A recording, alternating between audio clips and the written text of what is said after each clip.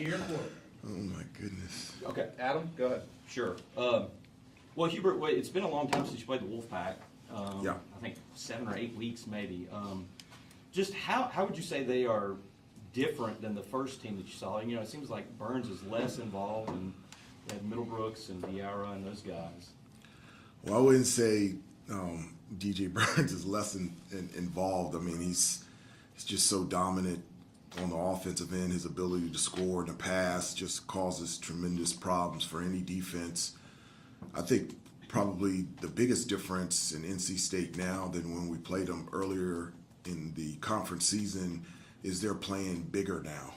They've got a big lineup. And so for them now, you know, they're athletic, they're long, they're big.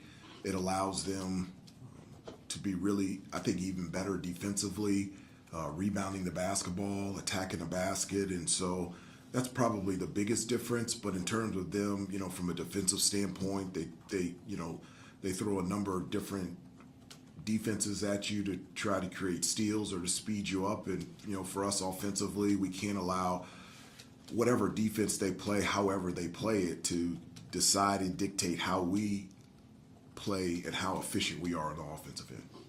You said a couple weeks ago that you don't have a player on this roster that's been in this situation before this time of the year. How different is this time of the year for you in your third year as a head coach? I don't think it's any different. This is my third year as head coach at March 1st, so I don't think it's any different at all.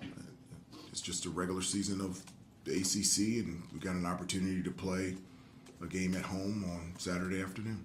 State creates a lot of stuff off the dribble. Several guys that create their own shots off the dribble. How much do you get a feel early for how much you're going to switch in a game like this or not switch? Or do you scrap the plan maybe going in, or do you stick with it because they can have a lot of success creating with the dribble? No, I mean, you have a plan, and then you also have adjustments and tweaks and alters and changes depending on what guys do out there on the floor. But you're right, they've got a number of guys that can make plays off the bounce. They have, you know, playmakers, whether it's in the post with Burns or, you know, out on the perimeter with Horn. And so they have a number of guys that can make plays. And so for us defensively, it's going to put us in situations where we have to win our individual one-on-one matchup, be able to contain, keep them out of the paint. Because once you get into rotations, that's when they're really good in terms of attacking closeouts, hitting threes, getting to the free throw line, and that's not something that we want to do defensively. Their backs are kind of against the wall right now as far as their tournament resume. How do you kind of get your team ready to face a team that might be playing pretty desperate and extra? We're desperate too. Yeah. We're desperate too. We're a desperate team too. There's a sense of urgency for us to win this game. There's a sense of urgency for us to win at home. There's a hunger and thirst with us in terms of our preparation, our practice, and our play. And that's something that I communicate and talk to the guys all the time, that hunger and thirst should always be there until the last day that you stop playing basketball.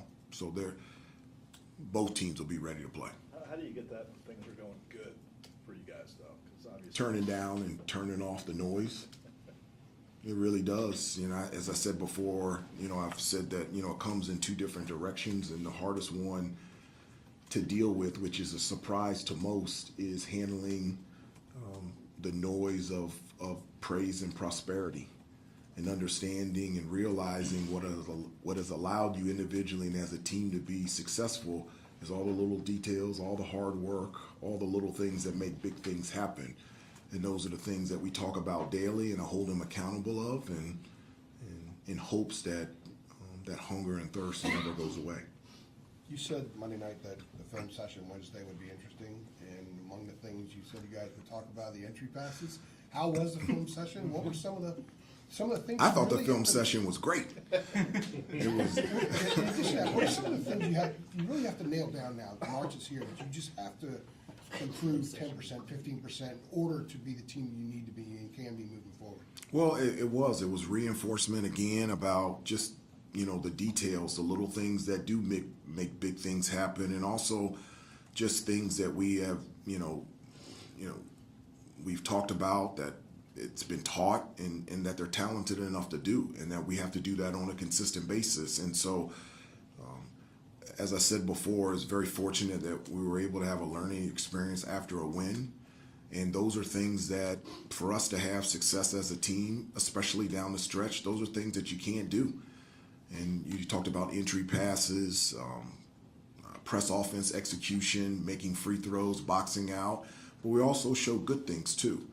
And we gave examples of the little things of Jay Witt knocking down those 2 free throws, Jay Witt and Harrison getting offensive rebounds off of free throws, and those little things, those execution that allowed us to be successful. So it was a film session of things that we need to improve on, but it's also to reinforce some good things that we were doing as well. Coach, are those film sessions coach-led or player-led, or is it kind of more of a conversation? It's never player-led. It's always coach-led. It's always coach-led, and the film session is, and one, I'm a visual learner, and I think it's good for the guys to see, to be reinforced what has been said to them, so they can see it on the film, in order for them to learn. And I think it's a great tool to be able to move forward. I've always said a mistake is good when you recognize it, admit it, learn from it, and grow from it. And so if you can see it out there on the film, that's something that could give you, moving forward, not to be able to do it again and even do it even better. When you did go back and watch the film, Hubert, just you personally, what about RJ's night the other night maybe stood out to you that you might not have noticed in the heat of the game when you're trying to claw out a win? Like, there was so much. There was a lot. One of the things that for RJ's, 42, it didn't feel like 42 from the standpoint of, like, his shots, they come within the offense. It's just in rhythm. It's not anything out of character.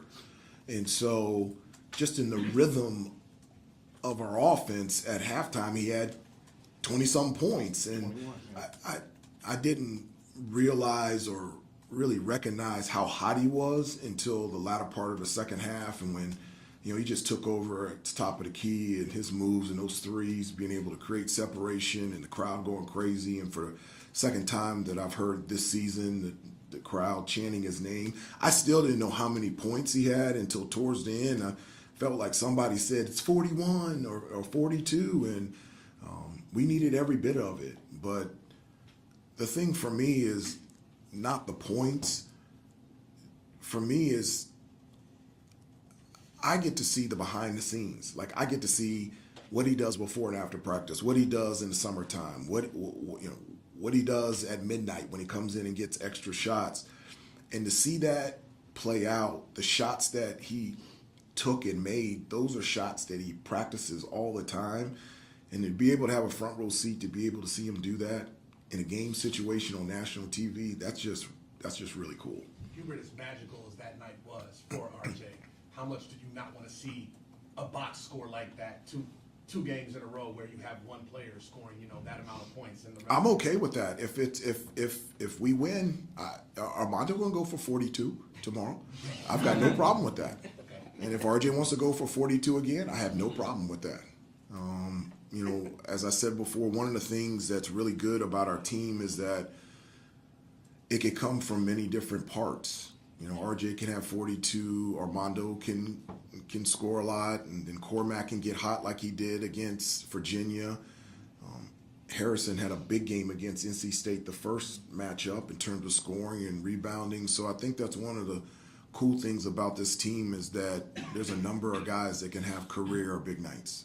Hubert, just kind of speaking of that last NC State game, last time you guys played them, Elliot Cadeau had a pretty solid, growth point. To that point, had 11 and 6. And obviously, he's been a starter most of this year. We've seen what he can do. But I guess kind of as the year has progressed, how have you noticed, the progression of his ability to kind of control the game, from the point guard spot? Well, I thought, he continues to get better. The thing that I love about him is that he's getting better at understanding, because he's so gifted, but understanding the importance of preparation and practice, and just how hard and how well he's practicing, understanding the details and stepping up defensively, how comfortable every day he's becoming. you can hear his voice more in the locker room, on the bus, in the meal room now, and that type of growth and him feeling more comfortable is really cool to see. But he did have a really good game against NC State, being able to penetrate and find guys, and I thought he also did a really nice job defensively as well. Yeah, and then I guess when a guy is, being more vocal behind the scenes, when he, seems more comfortable around his teammates, I guess kind of how have you, especially for, a freshman, like a young player like he is, how do you kind of see that just translate just on the court and like in games? Well, I do. I think, the relationship piece for this team has translated on the court, not just specifically for Elliott. I've said before from the start that for whatever reason, this group has enjoyed being together, being a team, and because of how connected they are, it has translated out there on the floor in terms of communication and playing together and celebrating your teammates' success. And so Elliott is a demonstration of that, but I would say the entire team is a demonstration of that as well. Going back to RJ and the work, that step back is on a different level for him this year than it had been previously. How much of that is the work on the step back, but also recognizing not when to take it into the lane? And he drives enough that defenders have to honor the fact he can get in the lane, but learning when the step back is going to work now, as opposed to previously maybe he might get in the lane a little too often and maybe not utilize the step back. Yeah, I mean, the step back it's real. It's, and it looks like he's driving into the lane. And you're right, just his ability to be able to get into the lane and be able to finish, floaters, get fouled, get to the free throw line. He's got a really good mid-range pull-up. And so, that ability to be able to do that makes defenses think that he's doing that. And to be able to stop on a dime with either foot, either direction, and to be able to have the balance to be able to go straight up and straight down on a shot from three is elite. There's very few guys that can do that, and he's one of them in the country. And he can do it at a very high level, and it's something that I've seen him do since high school. His ability to be able to create shots off the dribble and be able to score coming off of screens is something that makes him a gifted scorer. Time for three or four more before we get RJ. Kind of follow up on that. Go for it. So how much is making that move a recognition thing? Recognizing, okay, this is when I can get in the lane as opposed to this is when I can get him to move and I can step back and get an open look to myself. I think it's both. I think it's understanding the moment, who's guarding him, and this is an opportunity to be able to use that. And I also think that that's one of his favorite go-to moves, being able to step back either way from that direction. And so either direction. And so I think it's a combination of both, having an awareness of who's guarding him, how he's been played, and also just having the ability to be able to make that shot on a consistent basis. And I wanted to ask you an NIL question. You were at an unusual period. You took over as NIL became the rule of the land, and your assistant time had been something very different. Kind of what do you, when you're now 3 years in, is there a certain impact you point to most that NIL has had on the sport? The money that is available and those types of things to players, the way the recruiting works, anything that stands out in particular to you? No, I mean, it's just very different than when I was in school.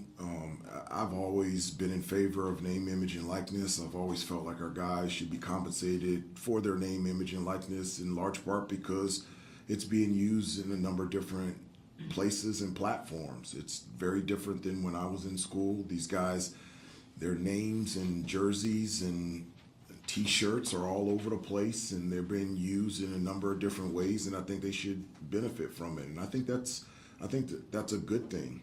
One of the things that I think isn't talked about is, them being able to benefit from name, image, and likeness is to help them and to help their families. I mean, that's, it helps their families be able to come to their games. It helps their families be able to be compensated in terms of how many jobs that they have to take. It helps their brothers and sisters be able to go to schools and camps that they normally couldn't go to. And so from that standpoint, I think it's a really good thing. Just one follow-up. Rick Pitino has talked about the idea of a salary cap. We've seen people saying that things may need to be reined in. There's been a lot of change going on in the sport. Can you envision, I mean, what do you think things are going to be like 5 years, 6 years, as the sport does all these changes? And can you even imagine what that world is going to be like in the future? I can't imagine, and I don't spend any time trying to imagine. I never thought in the 3 years that I was head coach that it would be the birth of NIL, the birth of the transfer portal, the extra COVID year, the involvement of agents more so than parents on the backside of a pandemic. So I don't know what's going to happen in 5 years. And as I said before, one of the things that I always try to do is focus on what is real, and what is real is us playing NC State tomorrow at 4 p.m. 2 more, Adam, and 1 more. Hubert, what is real is that. Thank you. Very good pivot. I love that. I love that. And 1 more.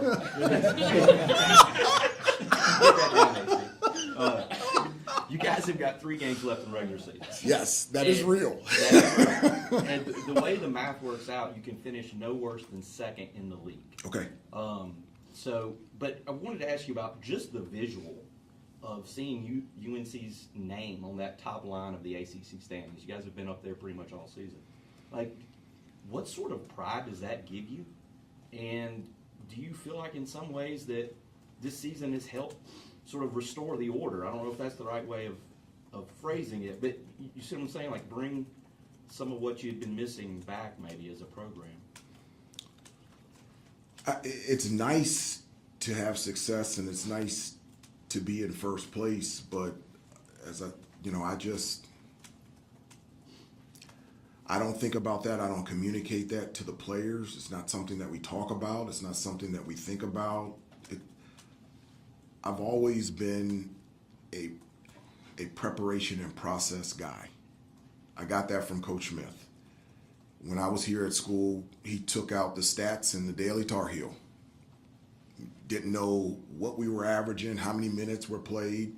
He always told us, if you focus on your preparation and your practice, at the end of the day, your play will take care of itself, individually and as a team. And so that's the way that I've always approached things. That's the way that I coach. That's what I think about. And so in terms of restoring order or being in first place, that's not things that I think about. That's not things that I communicate to the team as well. I just want this team to reach its full potential and be the best that it can be. Wherever that ends up, it ends up. But I want our team to max out on the potential of how good we can be. Last one, Dan. Hubert, when you think back to 3 years ago and RJ only started 10 of the 29 games and the level he's playing at now, did you kind of see him making that jump over like the next 3 years, or does it come as a little bit of a surprise or no? No, it doesn't come to a surprise at all. And it doesn't come to a surprise. What RJ is doing, not necessarily in terms of the numbers, but this is the way college basketball used to be, growth.